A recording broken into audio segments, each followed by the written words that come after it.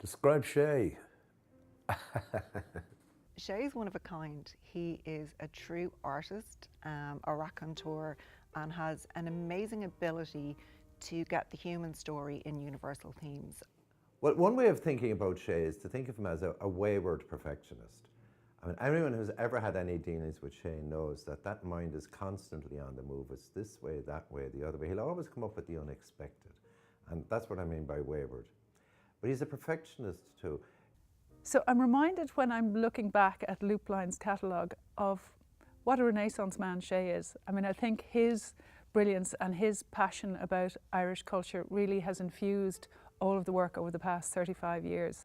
I have an image to describe him. I heard somewhere about somebody who can capture an image or tell a good anecdote or write a poem, that they can create an epiphany.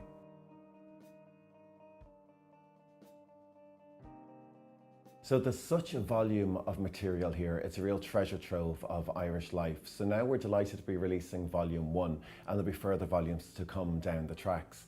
So this volume has some really fascinating material in it. And I suppose what's really important about Sé's work is that it captures parts of Irish society that are either disappearing or have already disappeared. One of the things that Sé's really concerned about is identity and changing identity and landscape and place.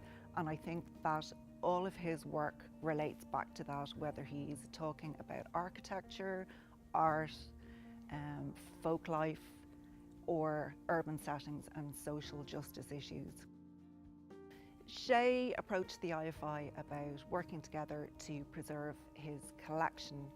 The material had been housed in his offices, which were about to close, and it needed to find a home. We were successful in receiving a grant from the BAI and started the process with Sé of identifying, listing, digitising, and then preserving his vast collection of over 900 hours of material. In partnership with Actionista, one of the new features on the IFI player with this volume will give people behind the scenes access to footage. We have this wonderful wealth of rushes and offcuts, outtakes from interviews and edited pieces that didn't make it to the final finished programmes that Loopline made, but give us this extra layer of context and insight into the subjects. So we're really excited to be launching volume 1 of the Loopline Collection, and it's thanks to a lot of support and help. So I'd like to thank the Arts Council as our principal funder, but specifically to the BAI for their archiving scheme and to the Ireland Funds for their additional support of this project. We really hope you enjoy watching this material as much as we've all enjoyed working on it.